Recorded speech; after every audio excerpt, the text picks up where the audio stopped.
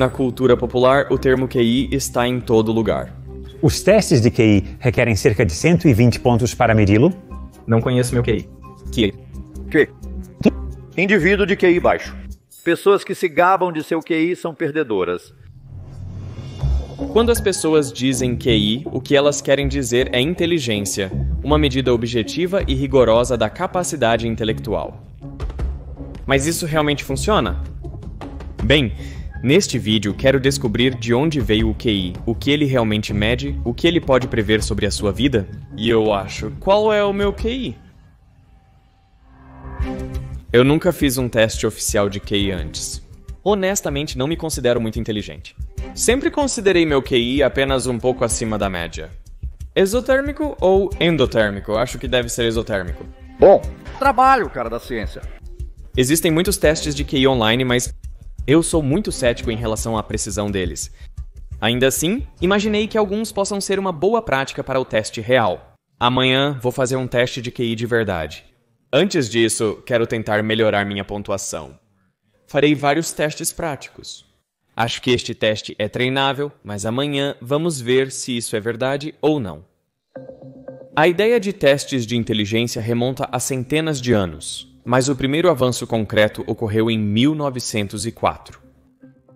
O psicólogo inglês Charles Spearman estava estudando as notas dos alunos em diferentes matérias, e ele se perguntou como o desempenho deles em uma matéria, como inglês, se relacionaria com o desempenho em outra, como matemática. Uma opção seria que quanto melhor um aluno se saísse em matemática, pior ele se sairia em inglês. Talvez porque ele passasse mais tempo com o trabalho de matemática e, portanto, tivesse menos tempo para se dedicar ao inglês. Assim, o desempenho nas diferentes matérias teria correlação negativa. Outra opção era que o desempenho em uma matéria não teria relação com o desempenho em outra. Afinal, cada matéria exige um conjunto distinto de habilidades, então as notas podem ser completamente não correlacionadas. A terceira opção era que quanto melhor um aluno se saísse em matemática, melhor ele se sairia em inglês. Em suma, suas notas teriam correlação positiva. Um coeficiente de correlação pode variar de -1 a +1. Um coeficiente de correlação de -1 indica uma correlação negativa perfeita, o que significa que um aumento em uma variável corresponde a uma diminuição precisa e previsível na outra variável. Da mesma forma, uma correlação de +1 indica uma correlação positiva perfeita. Uma correlação de 0 indica que não há relação entre as duas variáveis, e qualquer valor entre 0 e 1 indica uma correlação positiva, mas os dados têm alguma dispersão aleatória. O quadrado do coeficiente de correlação indica a quantidade de variação em uma variável que pode ser explicada pela variação na outra variável. Por exemplo, se o coeficiente de correlação for 0,5, então da variação em uma variável pode ser explicada pela outra. Quando Spearman analisou seus dados, ele encontrou uma clara correlação positiva. Os alunos com melhor desempenho em matemática também se saíam melhor em inglês, com um coeficiente de correlação de 0,64. Mas matemática e inglês não foram as únicas matérias que os alunos estudaram. Eles também estudaram clássicos e francês, e quando Spearman olhou para as correlações entre todas essas matérias, ele encontrou o mesmo padrão. Alunos que se saíam bem em uma matéria tendiam a se sair bem em todas. Então, como você explica essa observação? Bem, Spearman propôs que cada pessoa tem algum nível de inteligência geral, o que ele chamou de fator G. Esse conceito foi criado para capturar a velocidade de aprendizado de novos materiais, reconhecimento de padrões e pensamento crítico dos alunos, independente do assunto, explicando a correlação entre notas de diferentes disciplinas. Aqueles com alto fator G se saem bem em todas as disciplinas, e aqueles com baixo fator G se saem mal em todas as disciplinas. Spearman publicou suas conclusões em um artigo intitulado Inteligência Geral Determinada e Medida Objetivamente. Mas as correlações não eram perfeitas. Então, além do fator G, Spearman propôs fatores específicos do assunto, ou fatores S. O desempenho de um aluno em matemática dependeria de sua inteligência geral, somada ao seu fator específico para a disciplina. Fatores específicos do assunto podem influenciar o desempenho nele. Spearman acreditava que fatores específicos poderiam ser treinados, mas a inteligência geral era fixa. Então ele queria encontrar uma maneira de medir de forma confiável a inteligência geral. Na mesma época, na França, Alfred Binet foi encarregado de identificar as crianças que necessitavam de mais auxílio escolar. Junto com Theodore Simon, ele desenvolveu o teste Binet-Simon. Os alunos foram solicitados a nomear o que está faltando no desenho, definir termos abstratos e repetir frases. E também havia essa pergunta sobre qual rosto é o mais bonito. Havia 30 tarefas no total. O desempenho deles foi comparado ao de outros alunos de diferentes idades para lhes atribuir uma idade mental. Por exemplo, se um aluno se saísse tão bem quanto a média de uma criança de 8 anos, sua idade mental seria 8. Essa idade mental era então dividida pela sua idade real e multiplicada por 100 para chegar ao chamado quociente de inteligência. E o QI nasceu. Então, o teste Binet-Simon foi o primeiro teste de QI do mundo. Foi traduzido por Goddard e trazido para os Estados Unidos. Em Stanford, Lewis Terman o padronizou usando uma grande amostra americana e, com algumas modificações, tornou-se o teste Stanford Bean e, por décadas, foi o teste mais amplamente utilizado nos Estados Unidos. Mas isso foi apenas o começo. Muitos outros testes de QI foram desenvolvidos, e todos tinham o mesmo objetivo de medir o fator G. A maneira como eles fizeram isso foi avaliando muitas habilidades mentais diferentes, incluindo memória, habilidades verbais, espaciais e numéricas. Cada uma dessas áreas pode ter uma mudança específica do assunto, mas ao fazer a média de todas elas, a ideia era que os efeitos específicos do assunto se cancelariam, deixando uma aproximação decente de G. Claro, sempre haveria algum erro, mas é por isso que os psicólogos projetaram testes de QI com mais de 7 a 10 sessões com tarefas distintas para tentar minimizar as distorções específicas do assunto. Os testes de QI variam em quantidade de perguntas e nível de dificuldade. Para padronizar o sistema de pontuação, cada teste foi aplicado a uma grande amostra populacional. As pontuações brutas foram normalizadas, geralmente de forma que a média fosse 100 e o desvio padrão fosse 15. É assim que ainda é feito até hoje.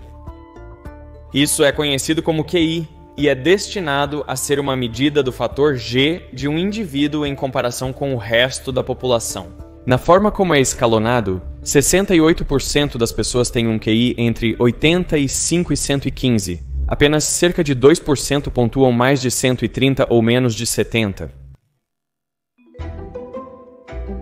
11 leões, 4 gatos e 7 corvos têm um total de... cara. Ao estudar para o meu teste de QI, pratiquei todos os tipos de perguntas que aparecem nos testes atuais. Uma sessão certamente será sobre vocabulário. Eles te dão uma palavra, como sanguíneo, e você tem que escolher o significado. É sombrio, tolo, teimoso, otimista ou reflexivo?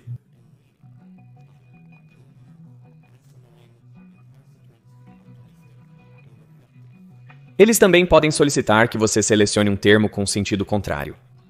Então, qual é o oposto de perspicaz? Seria astuto, bajulador, monótono, fantasioso ou sagaz? Outra seção testa sua habilidade de identificar padrões com números.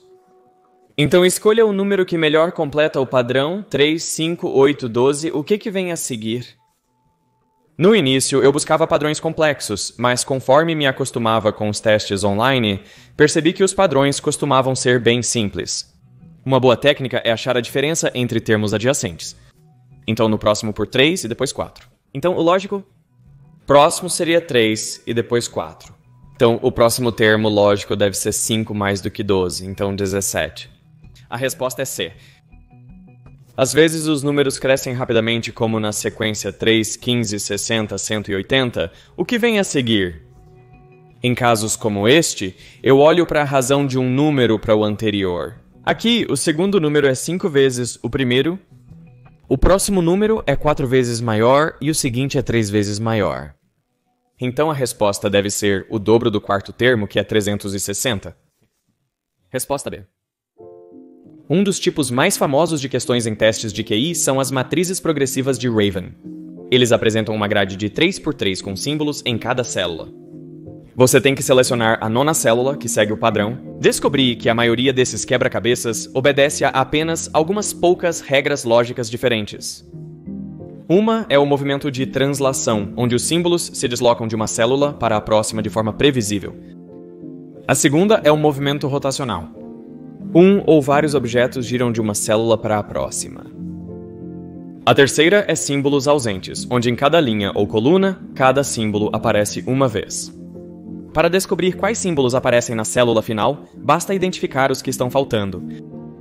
E a quarta é adição, onde a primeira célula mais a segunda célula é igual à terceira célula. Neste caso, linhas que se sobrepõem se anulam, mas uma linha mais nada é igual a uma linha.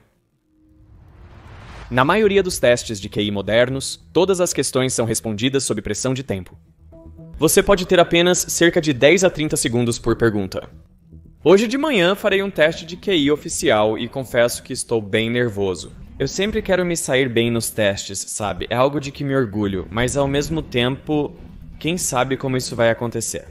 Não posso levar vocês lá dentro, pois as pessoas não querem que as perguntas vazem e são bem rigorosas quanto a vídeos de como é o local e como elas são. Então vou entrar, fazer o teste, vou sair e vou te contar como foi. Deseje-me sorte. O que é notável nos testes de QI é que 1 ou 2 horas de perguntas sobre vocabulário, números e formas arbitrárias podem prever uma quantidade surpreendente de coisas sobre a sua vida. Por exemplo, quanto maior o seu QI, provavelmente maior será o seu cérebro. Uma grande meta-análise de 2005 estimou uma correlação de 0,33 entre QI e tamanho do cérebro. Então, alto QI é literalmente grande cérebro. O QI também é um indicador de sucesso escolar. Em 2007, o psiquiatra escocês Ian Deary mediu os QIs de 13 mil crianças de 11 anos. 5 anos após, quando esses alunos realizaram os exames escolares nacionais, Deary comparou as notas obtidas com seus QIs. O desempenho deles em um teste de QI aos 11 anos correlacionou com o desempenho no Certificado Geral de Educação Secundária 5 anos depois, cerca de 0,8.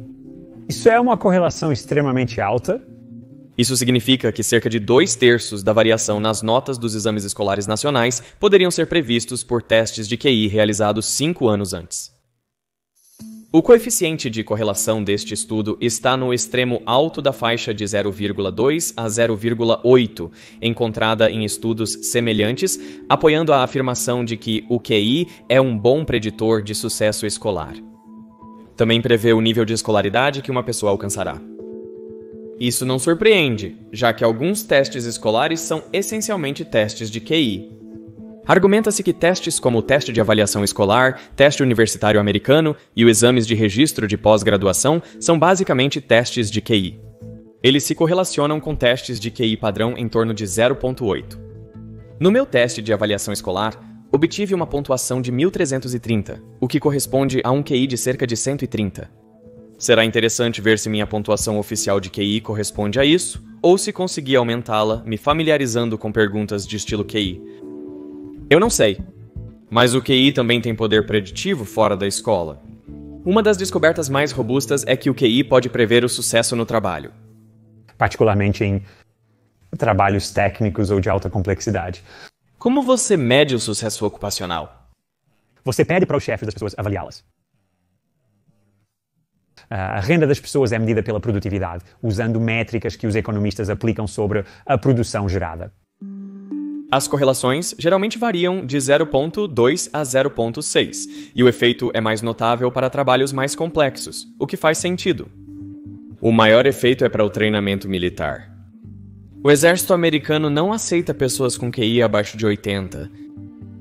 Eles também limitam a 20% o número de recrutas com QIs entre 81 e 92.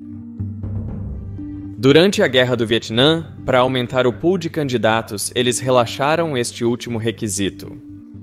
Mas o que eles descobriram foi que aqueles abaixo do limite eram de 1,5 a 3 vezes mais propensos a falhar no treinamento de recrutas, e eles precisavam de 3 a 9 vezes mais treinamento remediador. Considerando tudo isso, adicionou tanto estresse que o exército funcionava de maneira mais eficiente sem os recrutas extras. No total, 5.478 pessoas recrutadas sob essa iniciativa morreram, com uma taxa de mortalidade 3 vezes maior que os recrutas comuns. Então, o exército reintegrou seus requisitos e hoje, qualquer pessoa com um QI inferior a 80, o que representa cerca de 30 milhões de americanos, seria inelegível para se alistar no exército. Mesmo fora do exército, o QI parece desempenhar um papel em quanto tempo você vive. Cientistas escoceses descobriram testes de QI de crianças de 11 anos em um estudo. 65 anos depois, verificaram quem da amostra ainda estava vivo aos 76 anos. Eles descobriram que, em média, para cada aumento de 15 pontos no teste de QI, você teria 27% mais chances de estar vivo aos 76 anos de idade. Uma grande meta-análise confirma que pessoas com QIs mais altos têm um menor risco de morrer durante o período investigado em cada estudo. A última coisa importante que o QI parece prever é a renda. Este estudo mostra uma clara tendência para a renda aumentar com o QI e encontrou um coeficiente de correlação de 0,3. Mas a variação é enorme. Na verdade, os 3 maiores ganhadores neste estudo tinham QIs abaixo de 100. Uma meta-análise de 31 estudos encontrou uma correlação de 0,2 entre QI e renda. É significativo, porém pequeno. Isso significa que apenas 4,4% da variação na renda é explicada pelo QI.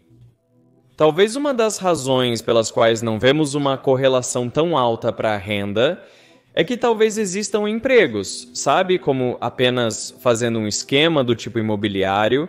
Talvez isso não exija uma grande quantidade de inteligência. Ao mesmo tempo, há pessoas muito inteligentes que poderiam se tornar professores universitários, mas isso não necessariamente paga muito bem. Muitas pessoas que têm pontuações de inteligência muito altas não têm o mesmo interesse em acumular dinheiro. A relação com o patrimônio líquido é ainda mais fraca. Parece ruim se correlacionar com o QI, mesmo que pessoas com QIs mais altos sejam supostamente mais inteligentes e, em média, ganhem mais dinheiro a cada ano. Mas isso aparentemente não se traduz em economizar ou acumular mais riqueza no geral. Mas se o QI se correlaciona com o desempenho escolar, desempenho no trabalho, renda e longevidade, por que não ouvimos mais sobre isso? Por que mais pessoas não são testadas? Eu acho que é porque o QI tem uma história obscura. Quando Henry Goddard trouxe o teste de Binet para a América, seu uso e interpretação mudaram drasticamente. Na França, Binet acreditava que a educação poderia aprimorar a inteligência.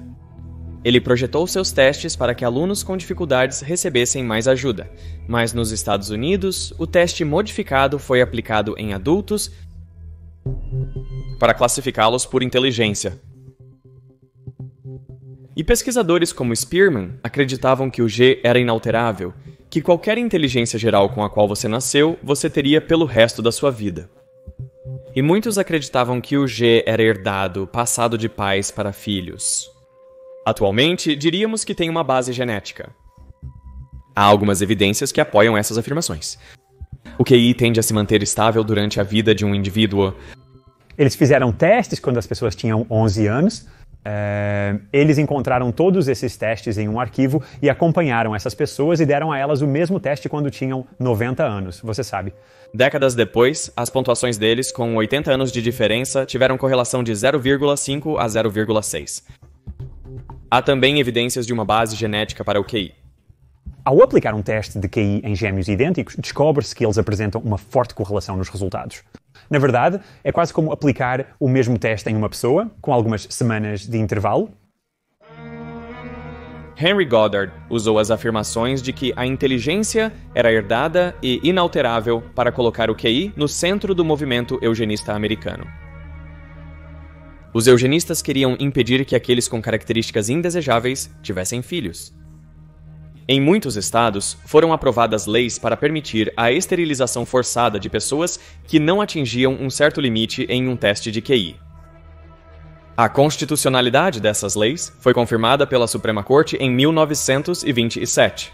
Até mesmo palavras que agora usamos como insultos, idiota, imbecil, eram usadas como termos científicos.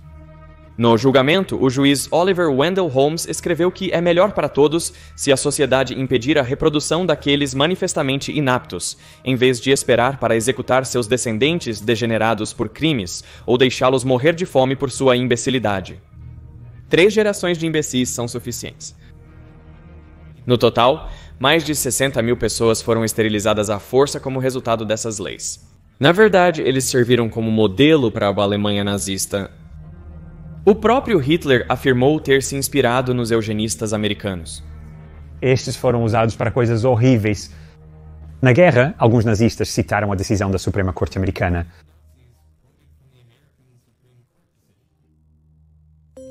Dada essa história terrível, acho compreensível que muitas pessoas hoje em dia desconsiderem completamente o QI.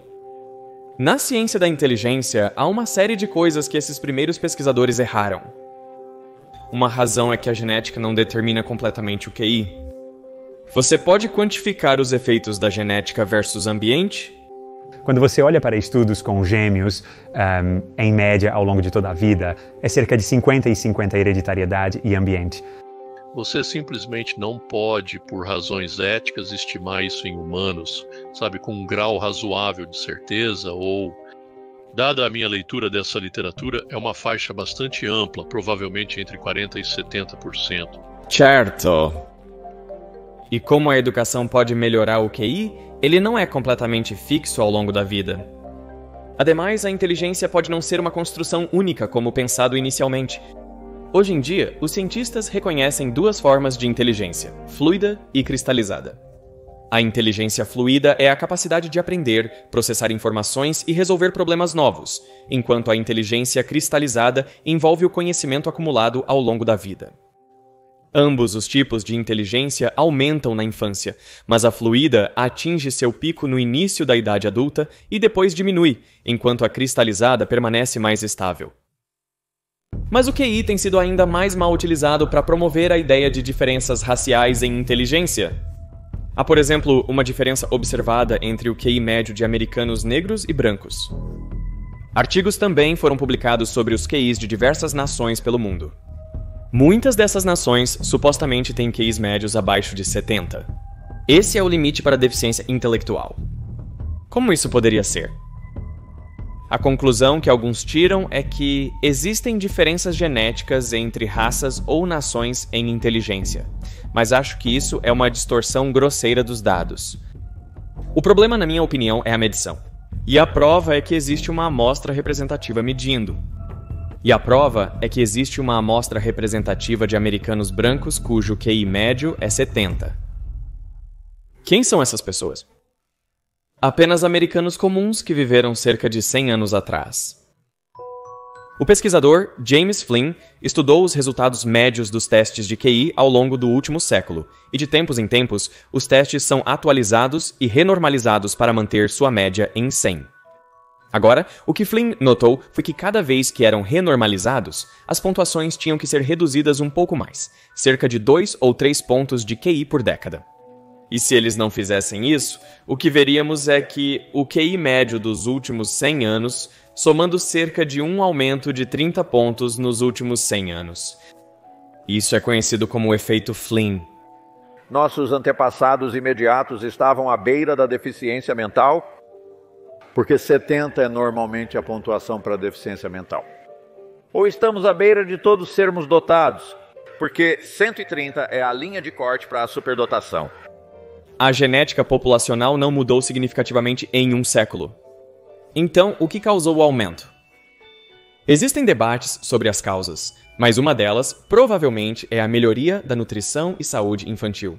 Você sabe que a altura também aumentou nesse período, certo? As pessoas ficaram mais altas devido à melhor educação, entre outros fatores. Há muitos, e cada vez mais altos. Outra causa é a melhor educação. Muitos são melhores na resolução de problemas se você tem mais conhecimento, porque é mais fácil para você fazer associações, se você tem mais coisas para fazer as associações. Uma terceira causa proposta é uma mudança nos tipos de trabalho que a maioria das pessoas faz, de trabalho manual, principalmente há 100 anos atrás, para muito mais pensamento abstrato nos dias de hoje. E essa mudança pode ter nos tornado melhores em responder aos tipos de perguntas que são feitas em testes de QI. O ponto é que os testes de QI parecem medir objetivamente a inteligência, mas eles não medem. Mesmo no mesmo país, separados apenas pelo tempo, as mudanças culturais podem afetar as médias de pontuação nos testes de QI. Então, por que não esperar que diferenças culturais entre grupos no mesmo período tenham efeito semelhante? Alguns testes se autodenominam justos em relação à cultura, significando que as perguntas devem ser igualmente válidas para todas as culturas. Mas a verdade é impossível construir um teste assim. Isso funciona? Não. Ok. Não, quero dizer, isso é apenas um título, certo? Isso é apenas um termo de marketing. Eu não acho que exista algo como um teste completamente livre de cultura ou justo culturalmente.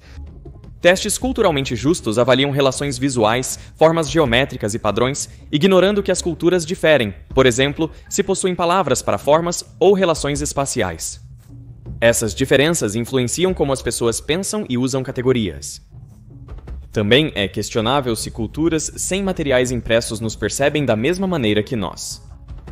O que os testes justos de cultura não avaliam é o conhecimento etnobotânico ou treinar cães para caçar ou sobreviver sozinho na floresta tropical.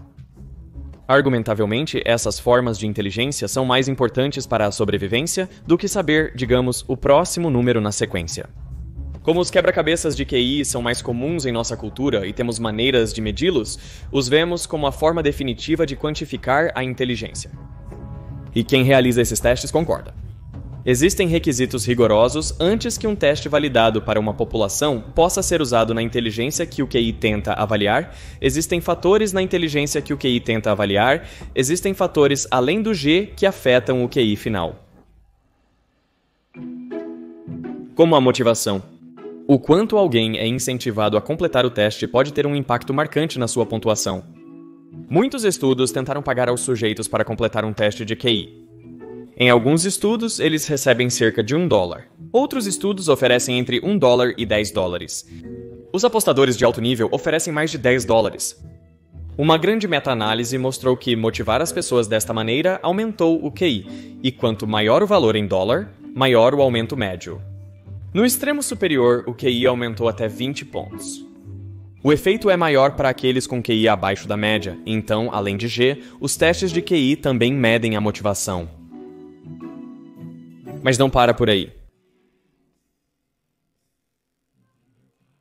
Treinamento e orientação para um teste de QI podem aumentar as pontuações em até 8 pontos.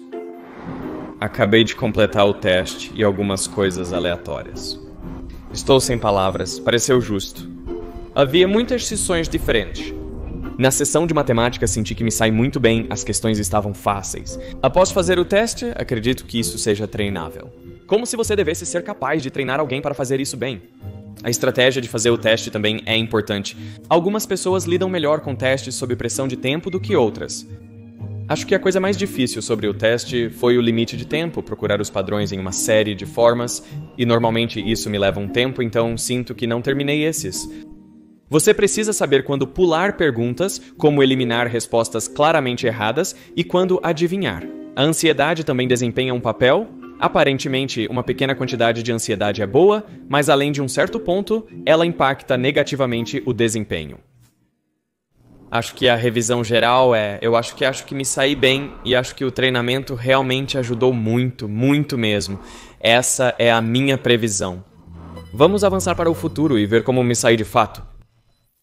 Recebi meus resultados do teste de QI que fiz. São três áreas específicas. Para a de matemática, para as de números, acho que foi onde me senti realmente confortável e eu... cheguei lá antes do tempo acabar e pude voltar e dar uma olhada em algumas coisas. Você arrasou na parte quantitativa. Na quantitativa foi 143, estava no índice de inteligência cristalizada, foi 132. O índice de inteligência fluida foi de 118, que ainda é uma pontuação mais alta do que 88,5%. Não é ruim, mas é interessante que esse seja significativamente menor, eu acho. Isso não significa que esse seja significativamente menor, eu acho. Isso não são essas forças e fraquezas. Se fôssemos olhar a melhor estimativa de G para você neste conjunto de testes, seria diferente se você fizesse um teste diferente. Era de 134, o que é maior que 98,8% da população. Uau. Espero que não esteja decepcionado com isso. Não. Eu queria fazer bem. Minha motivação estava alta, possivelmente mais alta do que a pessoa média. Então, para que serve o QI? Minha prática clínica agora é neurociência forense, e cerca de 90% dos meus casos são de pena de morte. Uma das questões mais comuns é o que é referido como defesa Atkins após o nome do caso da Suprema Corte dos Estados Unidos, que eliminou a pena de morte para pessoas com deficiência intelectual. O criminoso não pode simplesmente fazer o teste de QI? Eles não podem simplesmente errar todas as questões de propósito?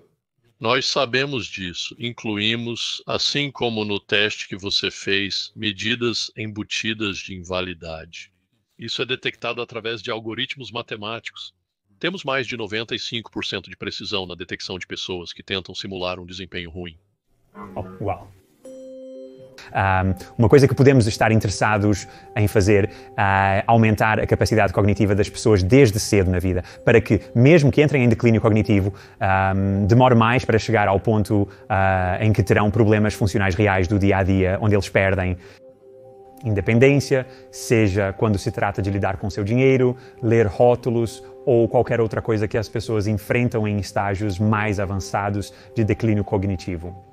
Descobrir uma maneira de aumentar a inteligência das pessoas de forma duradoura seria extremamente útil. Talvez seu melhor uso seja em identificar indivíduos com fortes habilidades intelectuais que não conseguiram demonstrá-las de outra forma. Os professores gostariam de um programa para talentosos porque geralmente eles observaram que eles se saem bem na sala de aula. Mas se você substituir isso por um teste padronizado, um teste de QI, você encontra uma proporção maior de crianças pobres e crianças de origens étnicas minoritárias no programa para superdotados e talentosos quando você usa um teste de QI. E a razão é que você está usando uma medida objetiva. Você não está apenas confiando na opinião de um professor. Entrar em uma boa escola era sobre quem você conhecia, ou sobre quem seus pais conheciam, ou quanto dinheiro seus pais tinham. Não tanto sobre como você estava indo na escola. A ideia de que você poderia tentar desenvolver uma medida objetiva naquelas que tentaria eliminar todos esses preconceitos sociais era claramente uma ideia bem intencionada. O QI é algo que não apenas a psicologia, mas o público em geral tem uma relação de amor e ódio. Me fale sobre isso. Psicólogos detestam discutir sobre inteligência, pontuações em testes de QI e assuntos relacionados. E eu tive paz, sabe, quando a inteligência estava incluída na avaliação neuropsicológica de seu filho. Eles dizem que gostariam de saber o QI dele, mas na verdade não se importam com isso. O que foi isso? E então eu também acho que você tem o debate sobre extremos de QI em ambos os lados, o que eu acho que não ajuda. Você tem o extremo de pessoas que dizem que isso é a coisa mais importante de todas. O QI é um fator extremamente importante que devemos conhecer sobre as pessoas e podemos classificá-las em escolas ou métodos educacionais específicos. Isso é um extremo totalmente improdutivo. Mas há outro extremo. O outro extremo é o tipo de visão de uma folha em branco, que é que esses testes são completamente inúteis. Eles não nos dizem nada, que são apenas uma ferramenta de racismo e preconceito e assim por diante. Acho que isso também está errado e há apenas essa enorme tempestade de fogo acontecendo ao redor deles. As pessoas com visões mais moderadas sobre esses tópicos acabam sendo esquecidas. Então eu recomendaria que as pessoas buscassem as visões mais moderadas sobre isso. Acho que o grande erro é pensar que o QI de alguma forma determina o valor de alguém. O que é muito mais importante, na minha opinião, é como você interage e ajuda as pessoas ao seu redor. É por isso que acho que Stephen Hawking disse que pessoas que se gabam de seu QI são perdedoras.